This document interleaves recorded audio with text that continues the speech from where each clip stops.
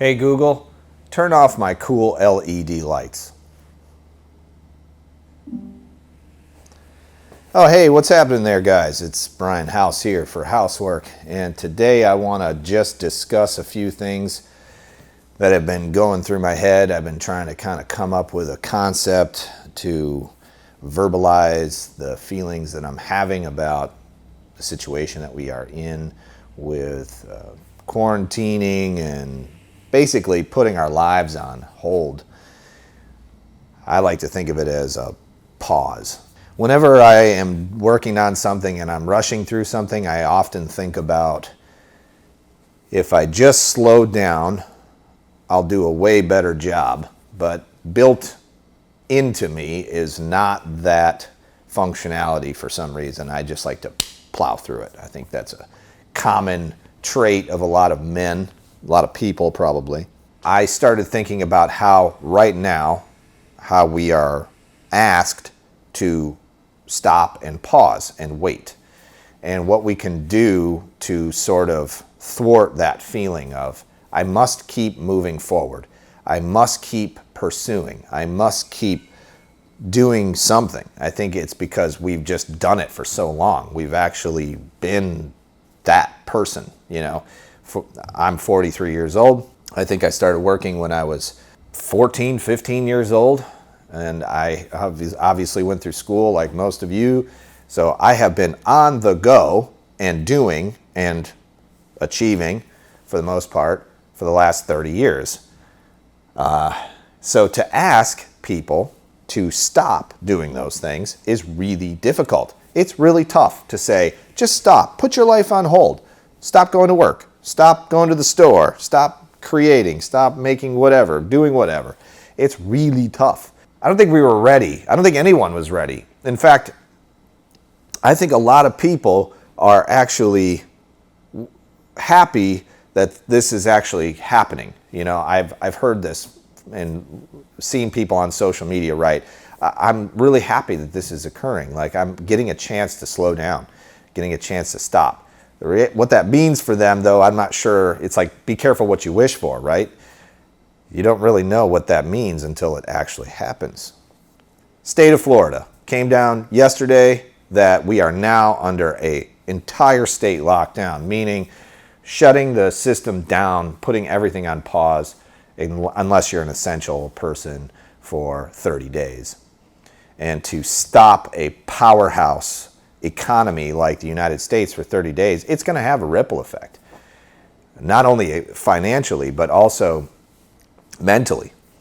So I started to think what that means for us as a maker community. What does that mean for the people who are creating things that may or may not be luxury items for these businesses? A lot of us make cutlery for kitchens, kitchen knives, and other things. Those things will probably be hard to sell in the upcoming months. So that put me down the track of learning new skill sets. You know, what do we do? What can we do to make ourselves more valuable? Of course, you're going to want to take some time for yourself, get your house in order, get your kids' schooling set up, whatever that means for you. Get all that stuff done. But once all that is achieved, once you've kind of gotten into a system now, what are you going to do with this time? This is like a gift you've been given. You've given all this time. You're not heading off to work unless, of course, you're an essential person. I did put a poll up and found out that a lot of you are essential to our economy and to what's happening here in the United States or wherever you are. I think a lot of people even voted that were in Europe that said that they were essential workers, and I'm considered essential. A few people have asked me, what do you do? A lot of people thought I was a full-time YouTuber. I do spend a lot of time here in my studio and shop, but my primary business, the way that I make money is I own a tech company. I own a small repair shop and IT company that goes out and services businesses and residential, commercial, whatever in the technology world. Been doing that for 15 years. It's what allows me to ramp up and do YouTube like this. I'm able to step away from that in brief periods of time and build and make and follow this dream. And this dream is obviously becoming a content creator and a maker and doing this type of work. We service a lot of funeral homes and medical facilities, and so we are considered essential. We keep those networks running for those people, computers running for those people, and businesses and servers and so on. So we are considered essential. So I can leave the house and I can come here and work and do whatever. I really feel like now is the time. If you're going to make a change or you're going to look at your life and reevaluate some things, now is the time to do it. If you have any other sign to give you, this is the sign. This is the time where you're going to say, I want to make a change. I want to learn something new. I want to become more valuable to society by learning how to do things, whether it's making knives or woodworking or machining or whatever it is. Even if it just means that you're going to clean up your shop and get rid of all the junk and vacuum up all that dust that's been laying there for 5 years, do that. Do something. Move forward every day. Take this time and see it as a gift. Yes, we are going to probably be drinking and eating too much, but that is just a coping mechanism that will eventually wear off. You will want to come out on the other side of this a better maker, a better person, a better father, or a better mother.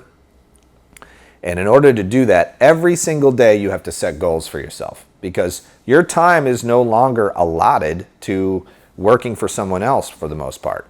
Your time is now yours to do whatever you want to do with it. So I urge you to pick up something new, learn something new. The internet still works. Instead of binge watching Netflix shows, you can do that at night, late at night. Find a skill set, something you've wanted to learn for a long time, and learn it. Now, something I want to learn is leather crafting.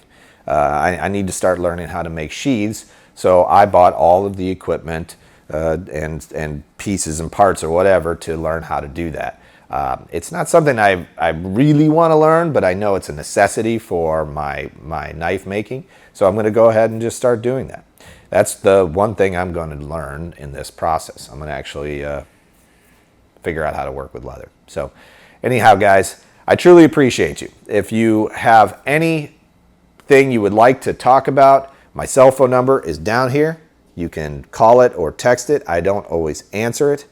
But if somebody needs to talk, that is a great way to get a hold of me. Or, of course, you can write me an email, brian@housework.us, and I will be available to chit-chat there or discuss grinders or whatever you want to discuss.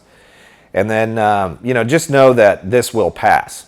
This will pass. This is a temporary pause for us as a society, and we will move forward afterwards, hopefully better and stronger.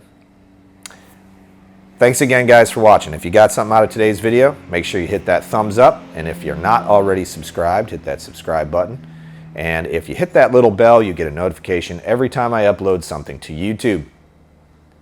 There are numerous ways to support my channel, and I urge you to do so if you feel like you can support the things I've got going on in here. It keeps me going. If you at all are in any financial distress or think you might be, please do not do any of that. And I will be fine, and this will continue on, and we can move forward together.